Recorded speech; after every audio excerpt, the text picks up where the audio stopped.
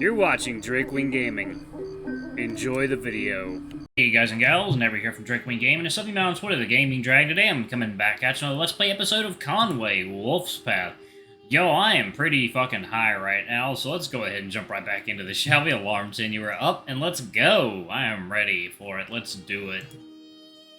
Oh, that's right. Wrong version. 1 second, y'all. Alright, y'all, and we are back. Always with the wrong damn version, too. God, when am I ever going to learn my lesson? Anyway, alright, there we go.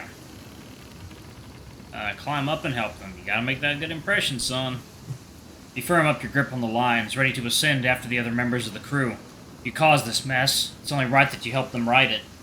Or how will you look when they return? You're the one who set out the worst of it. You can already imagine the looks you'd be getting. With a pull of both your arms, you swing your left leg onto the gunwale, and just then a voice interrupts you. You are going where, exactly? Arthur doesn't address you by name, but since you've been the target of his ire so often the past few days, you immediately snap in his direction. Going to reef the sails as ordered, sir. He shakes his head and approaches the gunwale, laying his palm on it. You will stay. The conditions are getting too treacherous. But sir, I don't want to be the one who both caused this mess and then sits idly by while the others clean it up. Besides, I'm one of the crew of this ship, just like them. I shouldn't be exempt from the jobs they're doing. Isn't that what you want? For me to prove myself? To prove that I'm cut out for this and not just someone who screws up everything I lay my hands on? He considers your case in a lingering silence. Raindrops pelting his head as he looks at you. Your case does not appear to convince him, however, and he gives a quick nod back down to the deck of the ship. Get back down. That is an order. You cling to the shrouds for a moment longer before obeying his command, guiding your paws back to the firm wooden deck. I could have done it, sir. Quiet. I've seen enough of you up there to know that I'm not willing to risk it, recruit. Not just risking you, but potentially endangering those who would have to help you if things go awry. Stupidity may have been the way you impressed your friends back home, but it doesn't hold water on this ship, boy. To add insult to injury, you notice that both Julian and Wolf are up there with the rest, by now bathed in the first rays of faint purple and orange as the sun creeps over the horizon. Sir? You notice his eyes find you, even though he keeps facing up the mast. Yes?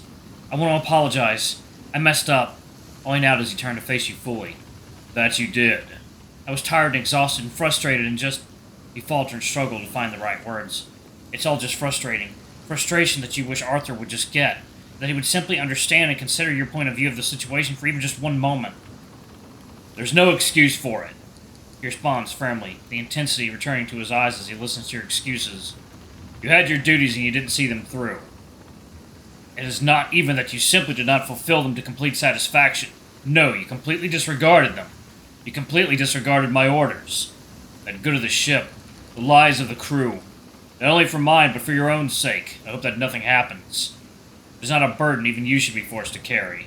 He reaches for the cuff of his jacket, now so wet that it sticks to his wrist, and undoes one of his buttons to loosen it. Before he addresses you again, he raises his voice and shouts your command to the crew working on the mizzenmast, lowering his voice again afterward.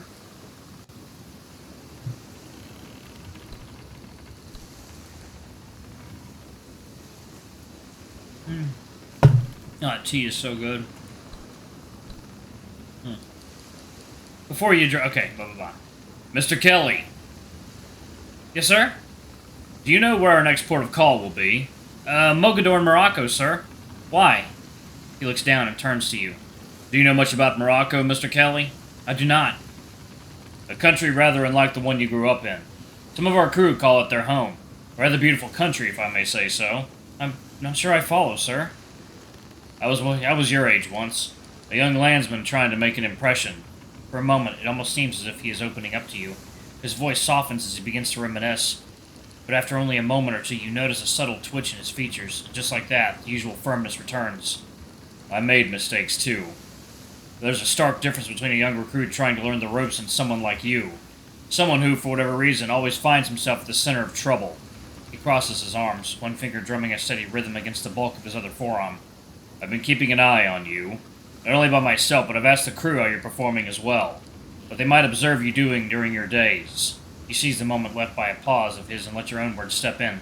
Sir, with all due respect, but that is exactly why I've been struggling. I've been run ragged by... You lean in to defend yourself, but are immediately ignored by Arthur as he dismisses you with a simple closing of his eyes. You've been given every opportunity. No, you've been given more than that. But today you've crossed the line, boy. I can no longer allow you to endanger the rest of the crew.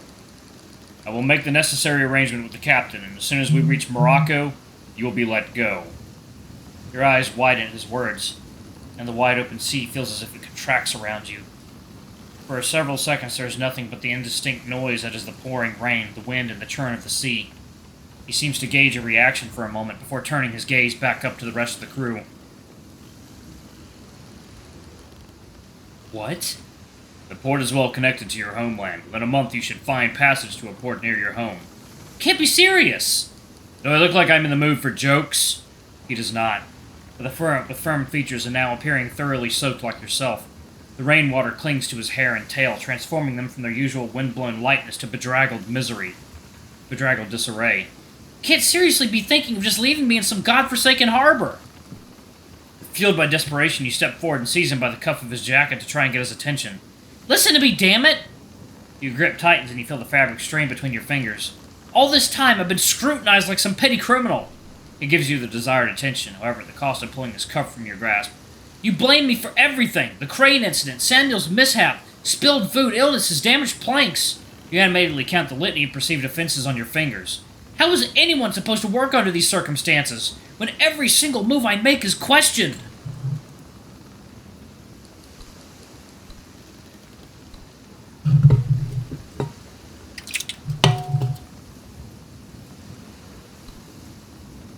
"Everyone on the ship tells me what a great first mate you are, but I've yet to see why.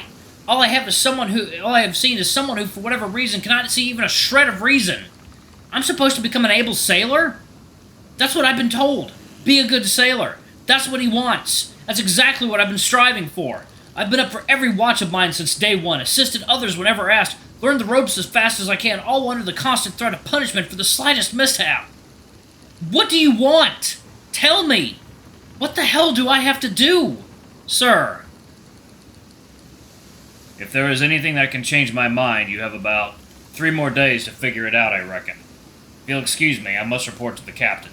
He shouts one last set of instructions up into the mast to keep the crew busy in his absence, before he turns away from you and leaves you alone on the windswept deck. You look as he, just as everyone else, grapples with the heel and motion of the ship, his silhouette blurred by the rain. And just like that, that's all you're left with. Morocco, and the end of your journey.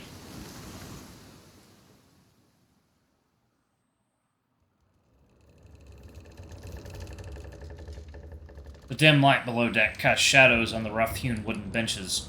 You sit, back resting against the hull, feeling its grain rub against your shirt as you shift back and forth with the sway of the sea. The air damper than it usually is as the rain continues to pour down on the outside. 3 more days. That's all. 3 more days. Then what? Well, here.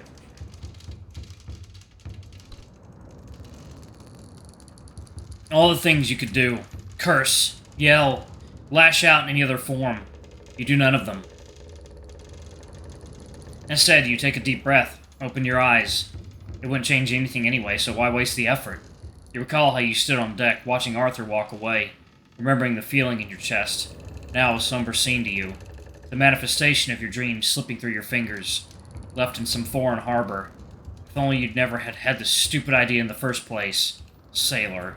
Adventure. You watch the crew trickle in once they finish setting the sails. Each of them looking about as miserable as you, thoroughly soaked, their clothes clinging to them, and their fur hanging limp unsodden from their bodies. It doesn't take long before the whole area is one big puddle, spreading steadily across the deck, as if the ship didn't smell bad enough already. Some crew members immediately strip off their shirts, while others prefer to at least try and wring out the water that is soaked into their clothes. Boots are emptied if they wear any, and furs and hair are tidied. The lanterns are rekindled as the sun struggles to illuminate the outside world, let alone the interior, through the heavy cloud cover.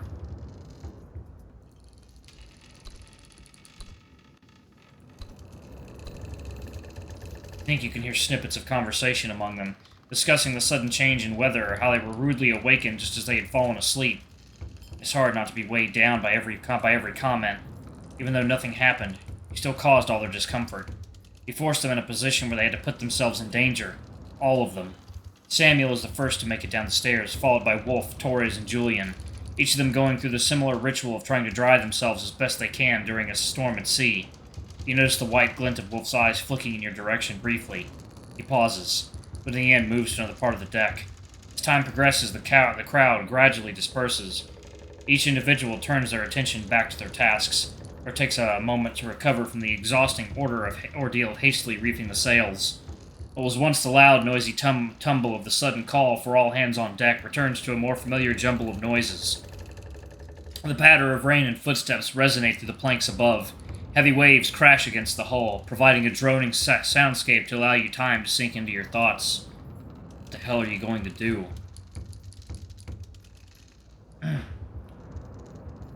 Here you are.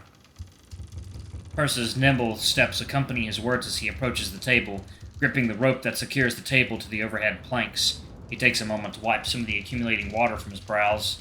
I wanted to tell you that you did alright out there. One's first time in bad weather is always a test for the nerves, but you did alright. I didn't see you on the mizzen. Did you sit that one out? You let your weight rest against the ship's hull and respond with a silent nod. Probably for the best.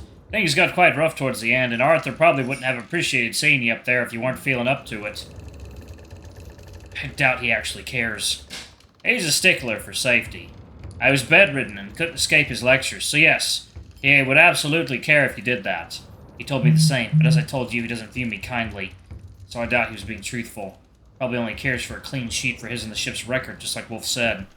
Perce shrugs and takes a seat on the bench opposite you, checking the mug left on the table for any remaining drink.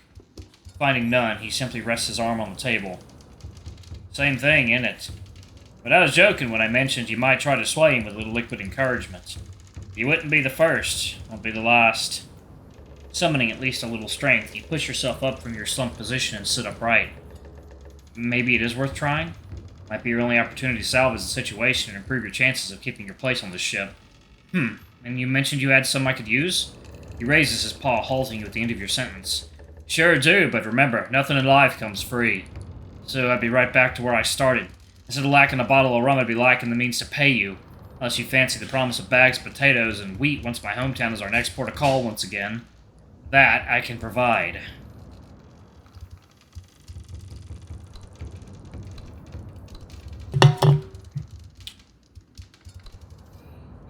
The corners of his mouth twitched down in a frown.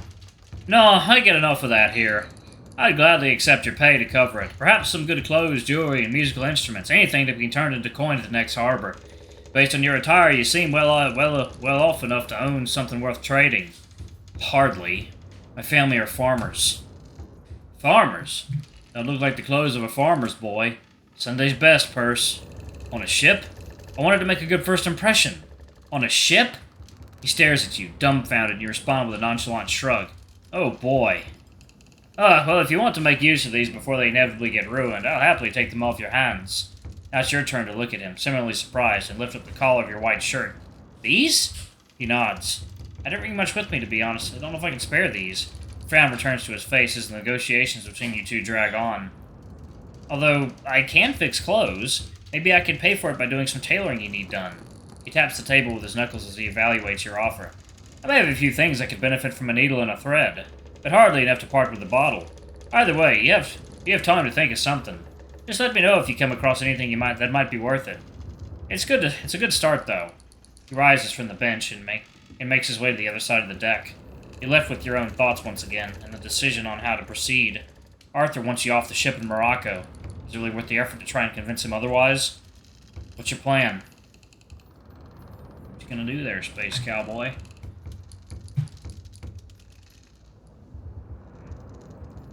So this seems like an interesting inflection point right here. Alright, let's see.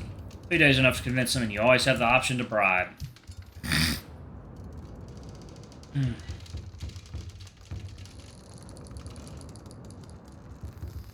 Alright, y'all. I'm going to go ahead and pause it right there. Thank y'all so much for watching. Don't forget to like, comment, subscribe, ring that notification bell, and check out our Patreon if you can. It always helps. Anyway, I love you all, and I'll see y'all in the next video. Bye-bye!